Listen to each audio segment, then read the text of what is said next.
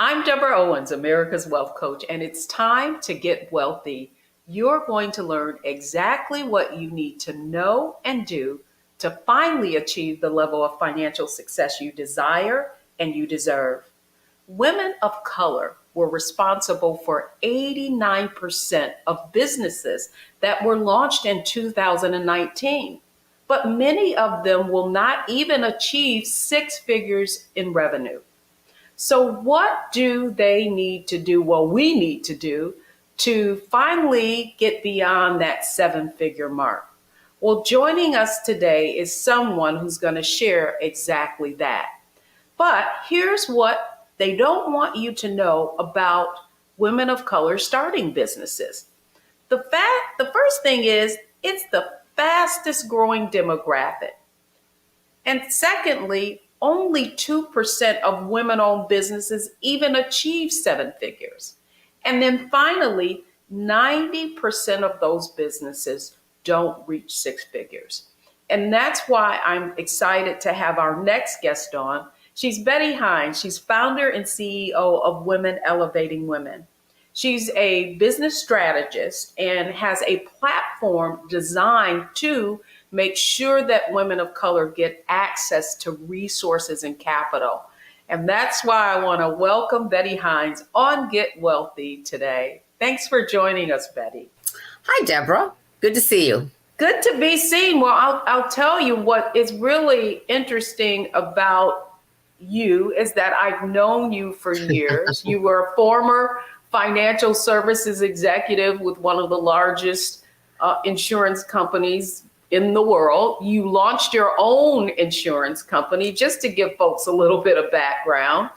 And now I know for the past decade or so, you've been sort of a strategist with women-owned businesses. So I'm excited to hear your insight, but most importantly, I want to ask you, what was the catalyst for you starting Women Elevating Women?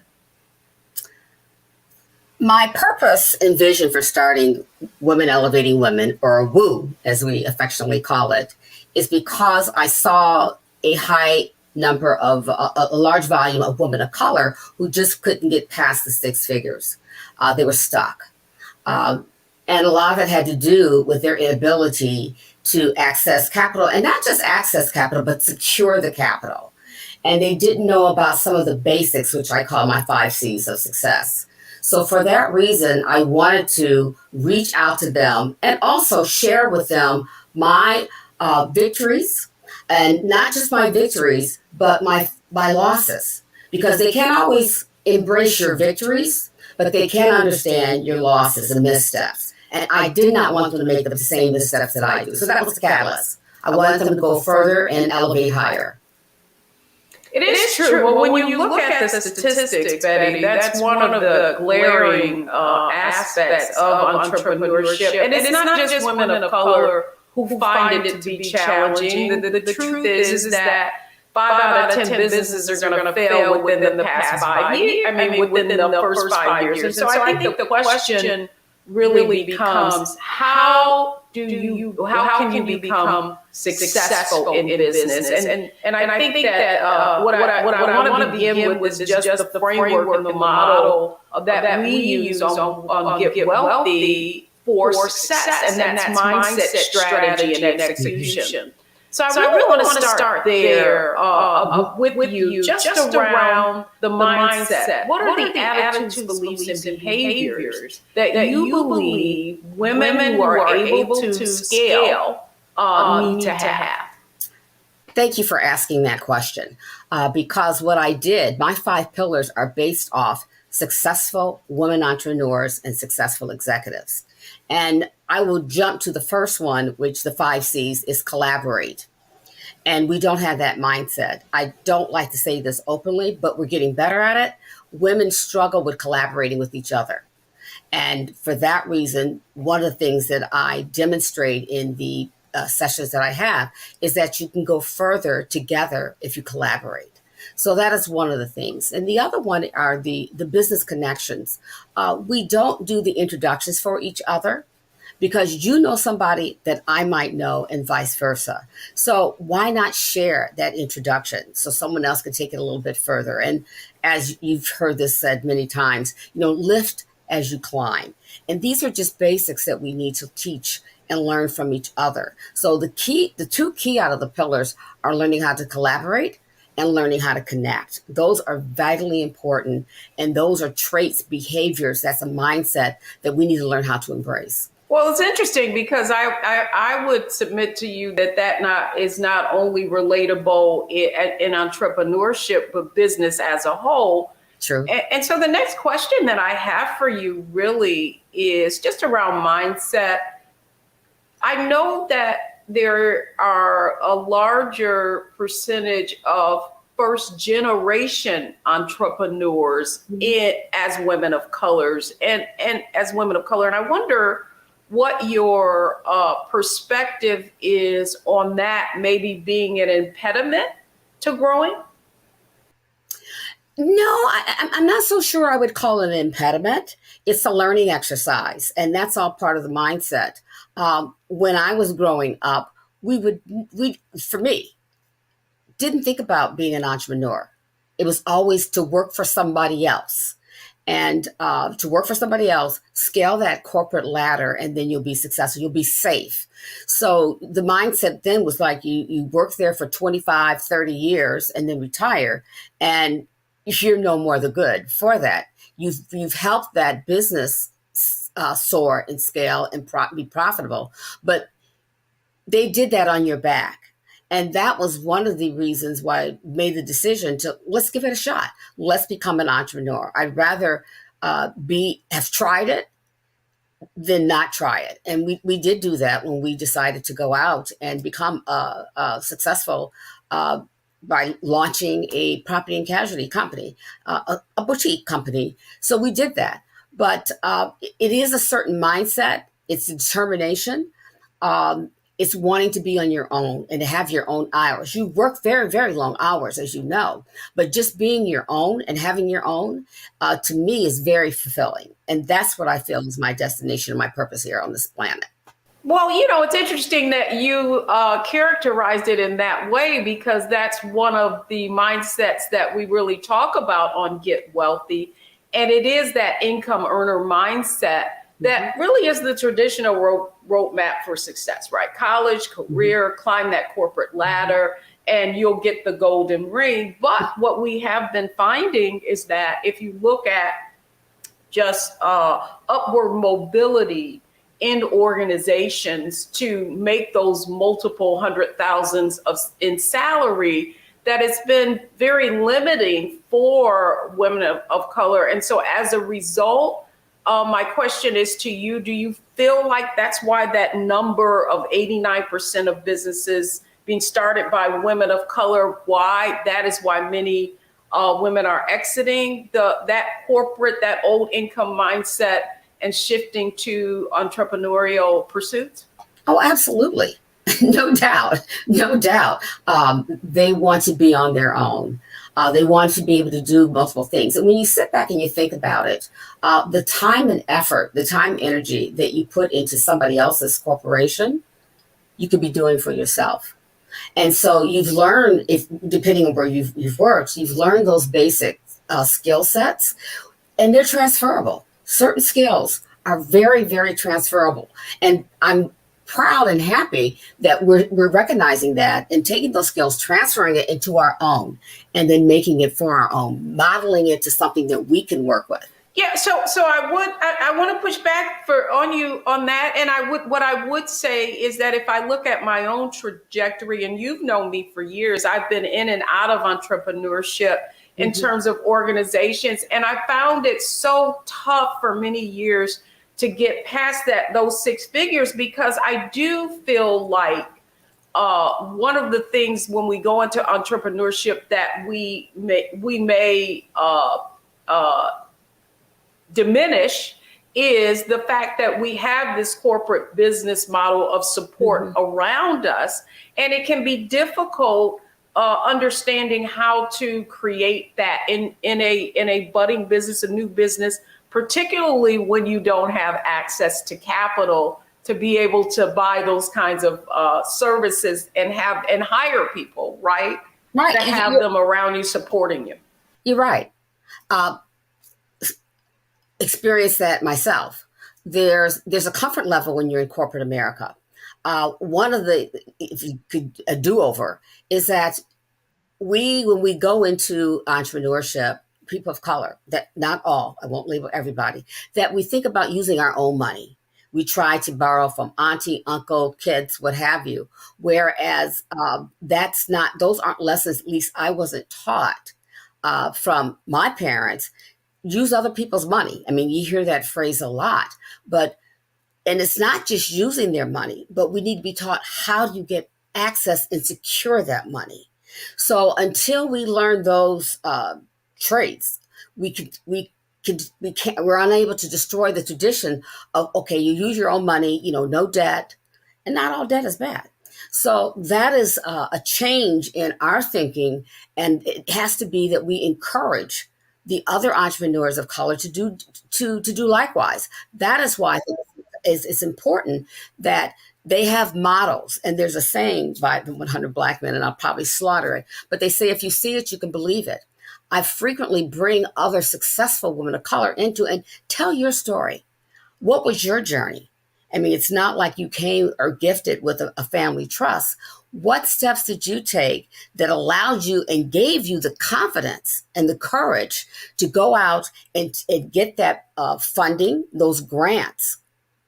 What did you do? What was your course of action? And that's what we need to push back and share with those who are coming up. No, I really love that you said that, because we came right back to mindset again, risk aversion, debt being bad debt.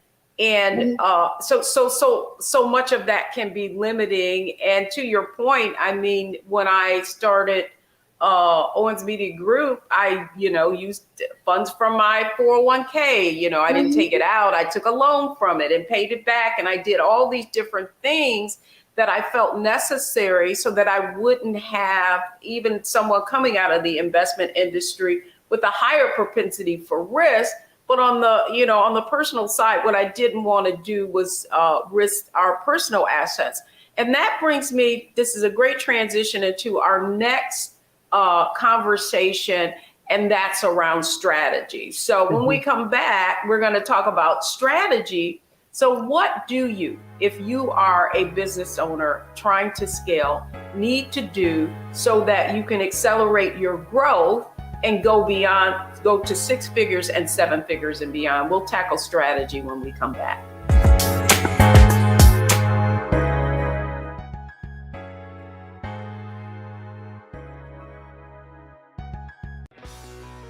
Let's be honest, as successful women, we're crushing it. Maxed out 401k and Roth IRA? Check. Aggressive savings and investments? Check. Yet, the freedom our success was supposed to buy can leave us stuck on the 6-figure hamster wheel, watching retirement slip further down the road. There's another way. Get coaching courses and community at wealthyu.com.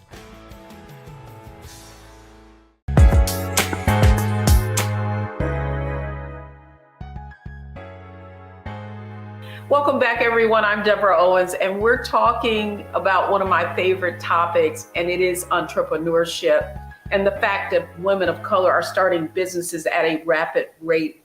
Joining me today is Betty Hines. She's a business strategist and also founder of Women Elevating Women, WOO, as they so fondly call it. Betty, I really admire the fact that you saw a problem. And this challenge really is with women of color not accelerating their financial growth. And in your business, you have a platform that provides resources. And so I really want to get into strategy and talk about your specific framework that you alluded to, prior to this, that is kind of that framework for how women of color can succeed as entrepreneurs. I share this with the women that I work with all the time, and that's we need to learn how to get out of our zip code. We so traditionally want to stay within our own little circle. We want to stay within our own little county and within our own state. You've got to spread your wings. I think that, and that's what I do with my platform. That's why it's virtual. You got to go north, south, west, east, and out of the country to get and gain knowledge from other resources. But that said, I am a huge proponent and I advocate peer advisory groups, and for a number of reasons. Get groups together so you can share your experiences with each other. Women learn best experientially and learning from other women and what they do and what they've done and how they got it done. So we shouldn't shy away from that. And not all peer groups are the same. But I encourage people getting with a peer advisory group. As they say, you can go faster alone, but you go faster together. It's great to be able to be in a peer advisory group. Bring your pressing issue to them if you have one, because you don't have a corner on that market. Some other business person has experienced what you have experienced. And so what they can do is share that knowledge to you. Like, look, and I don't care what industry you're in, because some will say, well, I'm in this field and I'm in that field. I don't care. You share the experience and they can give you some insight on how you can prove and how you can maybe do it a little differently. So that openness and willingness to accept that is the big part, that you don't know it all, and get in the right peer advisory group. Well, it is interesting. I think about my own experience with different business groups. And I do think that if you, depending upon your background, if you've come out of a corporate background, I did feel like my investment background and all the issues that I had about compliance and, not divulging things kind of limited my ability to be really transparent, right? Thinking that, thinking from a risk perspective. And I do feel like for business owners, when you get out here, you kind of, you don't want to feel like you're putting your success in jeopardy. But one of the other questions I have for you is, you mentioned that you have a framework called the 5 C's. And you mentioned earlier, one was collaboration. What was the other one? It's connect, collaborate, connect. Mm-hmm. And I do find it interesting that really the perspectives that you've given us really is about that ability to collaborate with others, and it being a catalyst for unleashing our growth, because we're basically getting insight, right? Real insight from actual people. And maybe we can compress the time it takes us to get to that next level because we've gained from their experience. Absolutely. And not everybody knows how to collaborate. There's different personalities. So that's why if you're in a group, that other person, that's one of the things that I do, because I've been around. I have no issue, and find an organization where there is an issue where you can just simply take that group and do the introduction for them on their behalf. So they can teach them. There's introverts, there's extroverts. We understand that. I'm okay with both. But do the introduction for them so they can collaborate.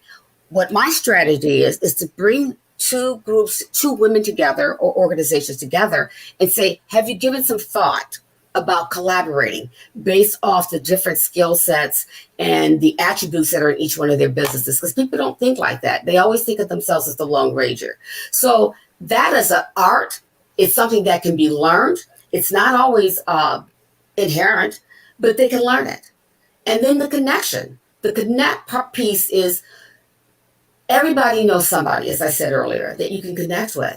Make those connections. And that's what I do as part of my strategy, is connecting you, because I spend an hour with you going over your business objectives, and I'll connect you with another individual who I think they can enhance you not only personally, but also in your business.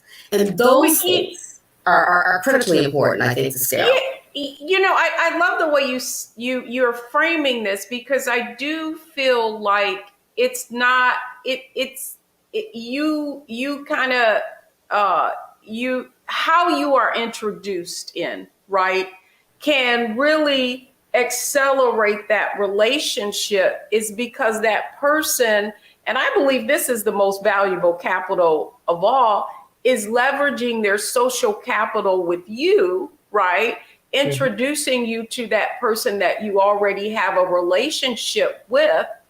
And so as a result of that being very valuable capital, what is a strategy that someone can use to kind of fill the well before they draw from it? What kind of strategy would you say that can foster having people want to introduce you to people who can help you or make an impact?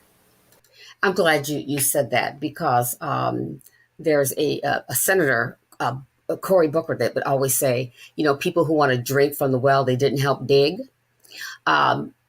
That's true in business too. So you on both sides have to be sensitive to the fact that this person took years or however long to build that relationship.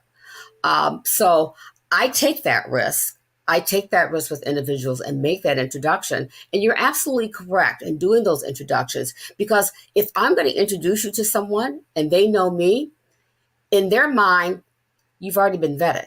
I'm not saying they're going to do their own vetting process, but that's like a thumbs up. Hey, if she said that, you need to meet with this person. So that's like a thumbs up. So in terms of those introductions, it is hard. And what we need to learn as women, if someone does the introduction for you, show gratitude. And not just gratitude, because they didn't have to do it. Then don't just take that relationship and run. Take the time to see, what can I do? And I don't want to always say reciprocity, but what can I do to support their efforts so they can continue to do it and go forward? Because it can be draining when you're constantly giving, and people are sucking all the information from you. You need to be fueled as well. So that is something else that I share with the women that I work with. There's a balancing act there. You can't just always take. You have to give as well. And that was the point that I wanted to make, because I do feel like I know people who are very generous, and I know you are one of them, Betty, someone who is willing to share their network with others. And I do feel like what can happen with many women is they feel like they're giving, and they're not getting anything in return. And that in itself can be an impediment, Yes. right, to wanting to do what you should do, but feel like, you're being taken advantage of. One of the other strategies that I want to make sure we touch on in this segment, that is that what you mentioned in the beginning, and that is access to capital. What advice would you give women entrepreneurs about finding asset to capital that is, how do I want to put this from my investment side, that is not onerous, right? And that is good terms. Right. Well, to me, it's a coined phrase right now. Access to capital, access to capital. One of the conversations that I have with my group is, do you know what you're trying to access? I mean, you need to know, what are you trying to access? Because it's like a new term that we are using. Do you want the VC money? Do you want the angel investor? So I make sure when we sit down, access is very key, but you need to know what you want to access. You need to understand the terms, because access is one thing, but you got to pay it back. The investors want a return. So it could be you just want to go to small business, get a small business loan, to go to your bank. So there needs to be the understanding. But having talked about the access, because we've talked about access, everybody, I shouldn't say everybody, but there's a lot of corporations, banks, who have you, in corporations jumping on access to capital, access to capital. It's out there, but securing it, to me, has been the stopgate for a lot of people. And I'm working through that right now. I know it's out there, but how do I get it? I mean, got everything in line, paper in order. When you gonna give it to me? How do you secure that? That's exactly right, and I feel like that's why that's the frustration that people feel, and so this is a great time. We're gonna transition to our execution, and that is the point that you were making. It's one thing to want access to capital, but what are the steps that I need to go about to make sure that I'm able to secure it? So when we come back, we talked about mindset, we talked about strategy, and the third part of our success framework is execution, and that's what we're going to talk about next. So don't go anywhere. We'll be right back.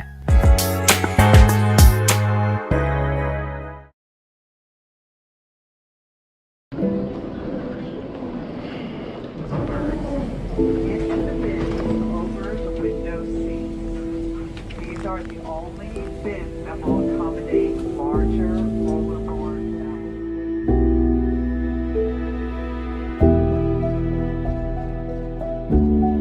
They put 10 in here? 10, and you don't come out till you die. And you eat him, you hoop him. Oh my God.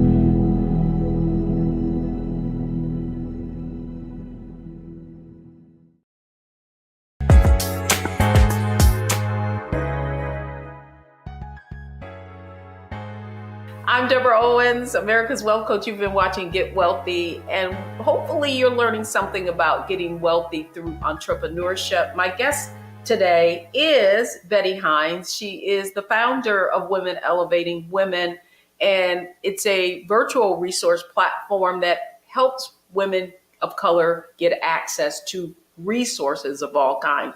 So Betty, welcome back, because I think it's so important. So often what I see with women is they have an idea, they write a business plan, they do all of the legwork, but then they don't execute, right? And I really want to talk about now, you have this 5C strat, the framework of 5 C's, which is your success framework and Women Elevating Women. What aspect of that helps women to stop thinking about it and actually get things done? It might sound very simple, but the other 2 C's are I have the communicate pillar. I have the communicate and the courage pillar. And if I can just explain what that means, the communicate pillar in terms of getting the access is branding. And that's what it falls under, branding. How are you communicating? And what I tell a lot of women, and these are just little basic things, and I am not judging, I'm just telling you what I know, is that when you're trying to secure the capital, when they first see you, it's like walking into the door of the bank. They see this. They see how you dress, they see your skin. They also see that when they go on your website and you're trying to brand. So that is very important. And I'm going to say this and don't mean to offend anybody, but take that selfie photo off your website. Because you're talking about your brand. And the other thing that I tell them too, and it doesn't take a whole lot. And the same is with your email. These are little simple things. I have a Gmail account. I have a Verizon account. But when you want to have your business account, spend a couple nickels, get you that, call it DeborahOwens.com or something, but have a business account. Look the part that you are a business. So that is, because that's what they see first. Before you even get in the door, they're going to do their homework. They're going to go on your LinkedIn. They're going to do some due diligence on who you are. So branding, I think we don't, the personal branding to me is very important in terms of getting your business and securing that capital. And the other piece is I talk about is courage. And I talk about courage to take care of your health and courage to take care of your wealth. Now I'm dipping into your side of the field, but without your health, you don't have your wealth.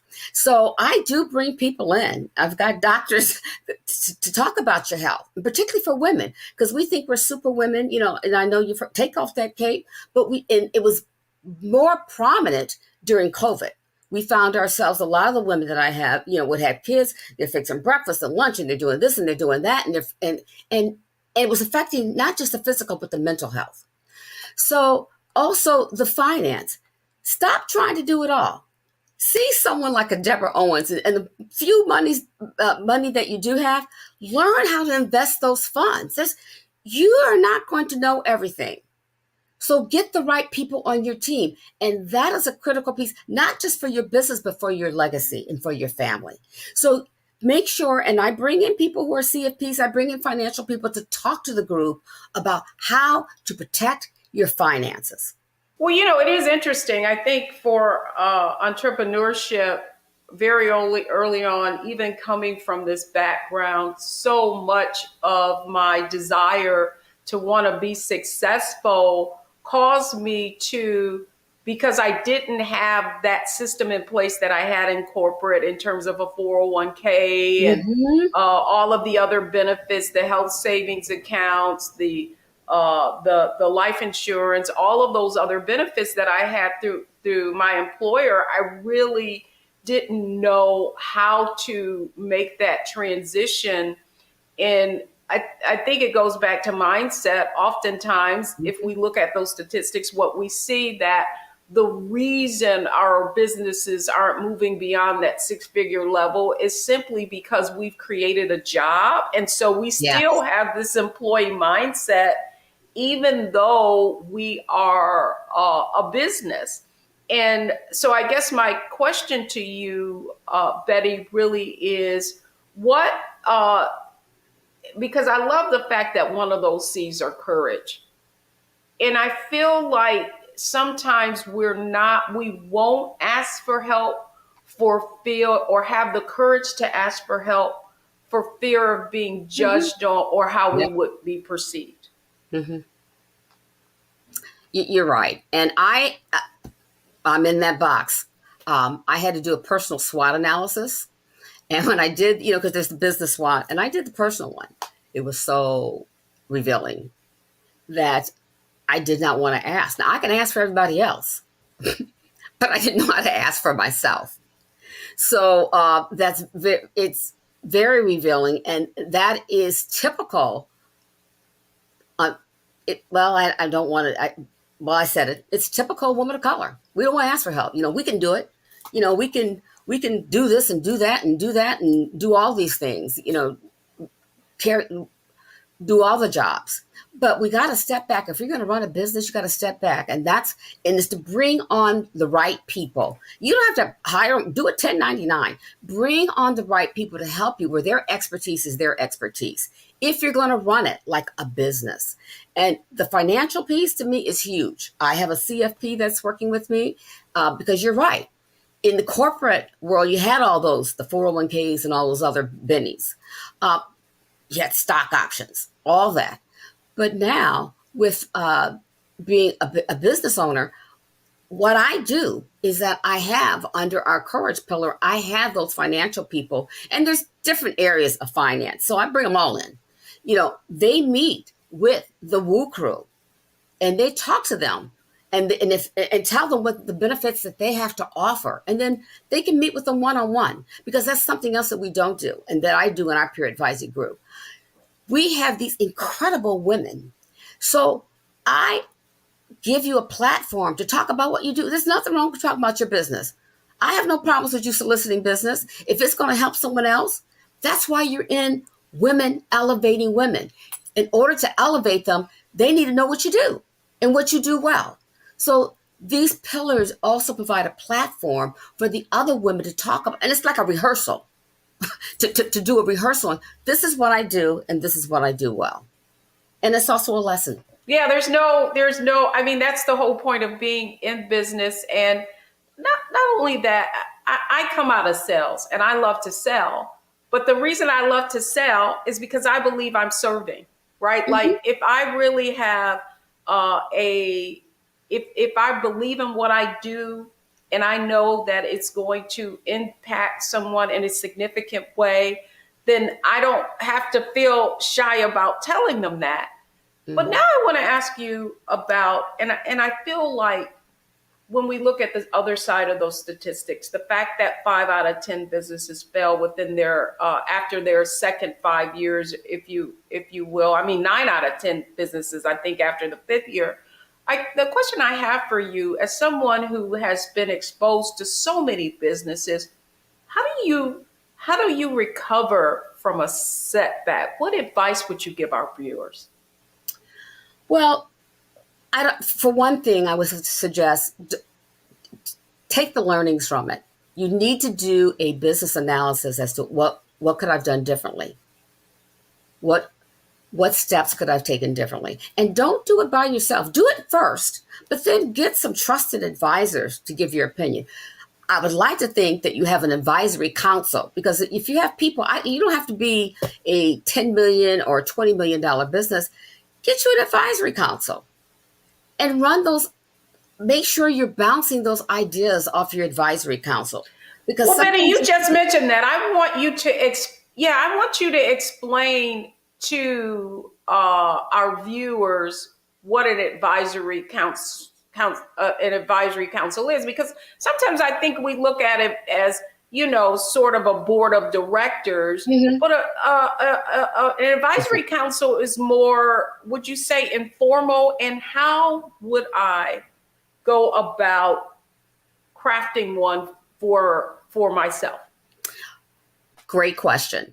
I have an advisory council. One of the first things I did is look at my own competencies, and I did like a grid. What are my strengths, and then things that are list the competencies that I need assistance with that I'm not strong in, marketing and the social media and all that. And that's who you recruit, and you let them know up front, like, I need your support, not help. I need your support.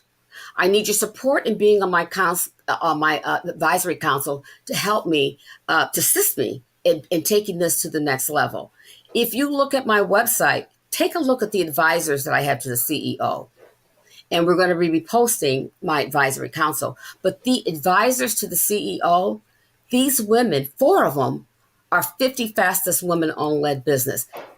You will find that women, and this is women, they want to help, but people have that fear. They don't have the courage to ask them for their support. Ask them. So they say no. And you're in sales. You know what a no means. That's just an opportunity to go ask again. So you ask them, Or it's not now, it's right? not now, right? So or ask or those it's not. people. Yeah, ask those people to come on. That's what I did. And I've been very grateful that I do have advisors to the CEO that are doing 600 million, and the first Black woman to take 2 companies public on the New York Stock Exchange and SPACs. And I have that. I have a marketing person doing 100 million that's going to take me up on, and I'm okay with it. I have no shame. Yeah, yes, I will be there. We can show me. But the council, you really need to get people, be honest with you first about, I'm not really good at that. Like, you could learn it, but why take the time when you have others out there that know how to do it, and that's what they do on a daily basis?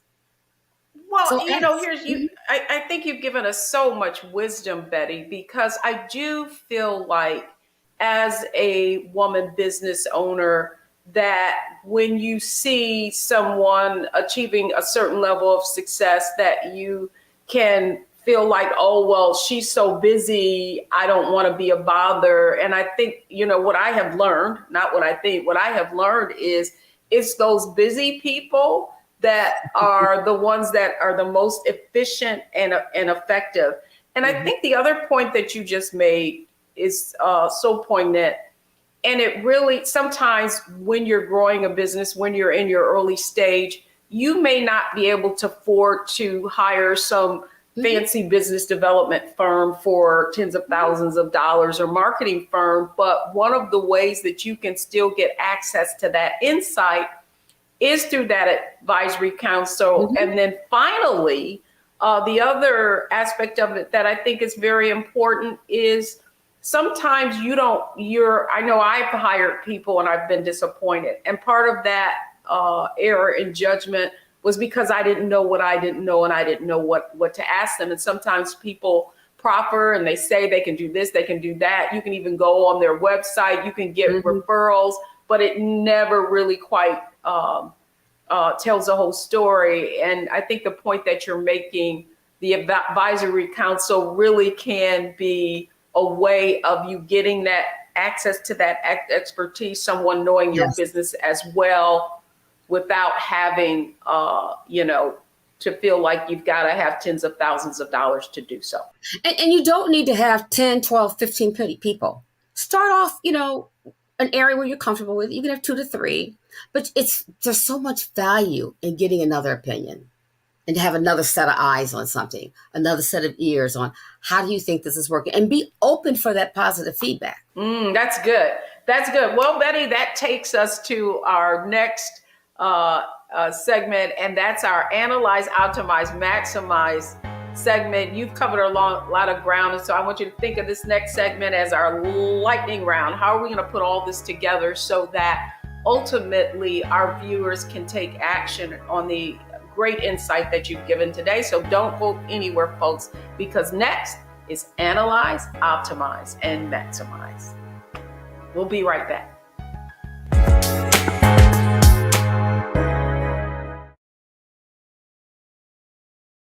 Black Star Network is here. Oh, no punch! I'm real revolutionary right now. Thank you for being the voice of Black America. All momentum we have now, we have to keep this going. The video looks phenomenal. See, there's a difference between Black Star Network and Black-owned media and something like CNN. You can't be Black-owned media and be scared. It's time to be smart. Bring your eyeballs home. You dig?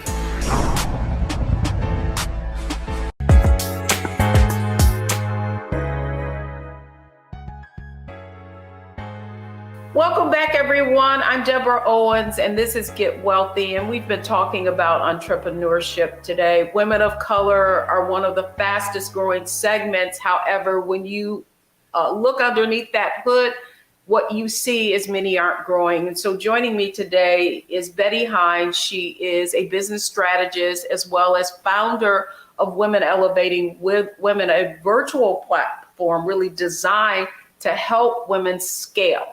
And Betty, welcome back, because now it's our Analyze, Optimize, and Maximize segment.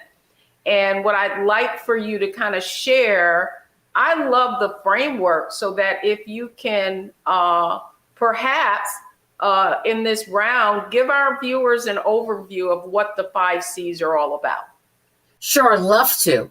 The 5 C's are collaborate, connect, communicate, and we talked about courage. And courage is both the health and the wealth. And the last one is cultivate. Cultivate is we gift, just so you know, a membership to a nonprofit to each one of our crews. Giving back, cultivate women. And that's each one of them is a woman business owner or a nonprofit. So that's my 5 C's. And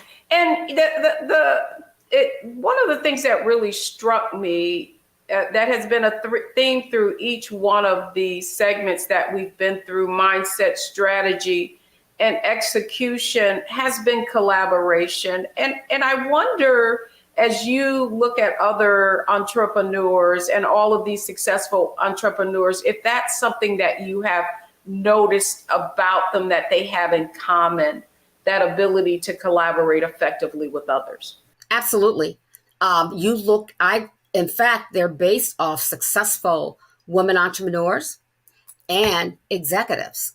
You know, I've been doing this for a while, and I facilitated women who are from $1 million billionaires. They all have those characteristics in terms of collaboration and they make those introductions for each other. They have the courage. They're going to take care of their health and they take care of their finance, and they are always reaching back in terms of cultivating. So yes, these characteristics you will find in successful women.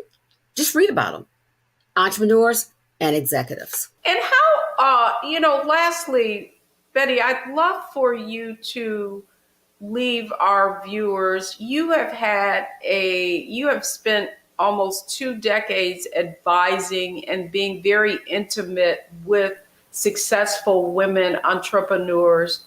If you could reflect on the one thing that you feel every entrepreneur needs to acquire, whether it be mindset, whether it be strategy, what's the one thing that you think is critical and that can make the most significant impact? I feel it's your personal brand. And with your personal brand, people might try to copy what you do, like how many CFPs are out there, how many doctors or OBGYNs are out there, but they cannot execute the way you do. So I think it's important that you have your brand, you know what your brand is. And if people want to model your brand, consider them a super fan. Don't take, that's a compliment. So once you have your brand, people know who you are and what you represent. The other things you attract the positivity. You have banks and corporations that want to partner with you. So I think first and foremost, establish your personal brand. That's good. And I think the point that you're making, Betty, and that the other side of that coin is sometimes as a woman entrepreneur, you might not be as forthcoming or as gracious or willing to collaborate for fear somebody might take your idea or that you'll be giving something away.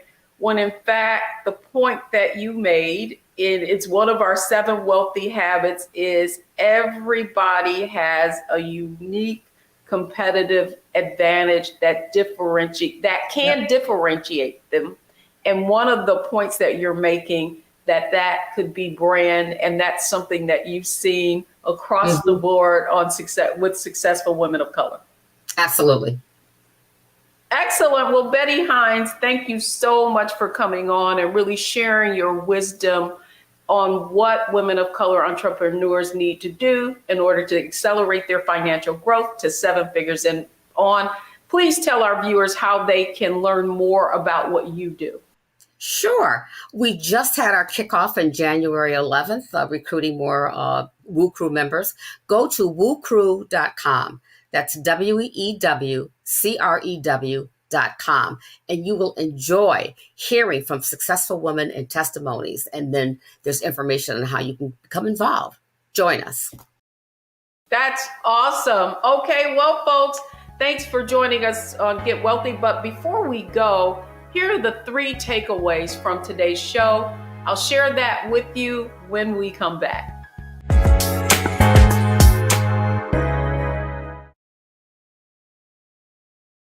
When you talk about blackness and what happens in black culture, we're about covering these things that matter to us, speaking to our issues and concerns. This is a genuine people-powered movement. There's a lot of stuff that we're not getting. You get it, and you spread the word. We wish to plead our own cause. Too long have others spoken for us. We cannot tell our own story if we can't pay for it. This is about covering us. Invest in black-owned media. Your dollars matter. We don't have to keep asking them to cover our stuff. So please support us in what we do, folks. We want to hit 2,000 people, $50 this month, raise $100,000. We're behind 100,000, so we want to hit that. Y'all money makes this possible. Checks and money orders go to P.O. Box 57196, Washington, D.C. 20037-0196. The Cash App is $RM Unfiltered. PayPal is R Martin Unfiltered. Venmo is RM Unfiltered. Zelle is Roland at RolandSMartin.com.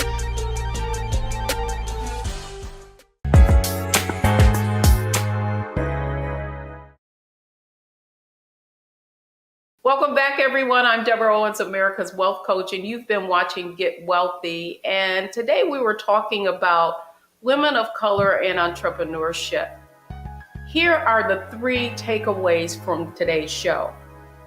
Number 1, proximity dictates performance.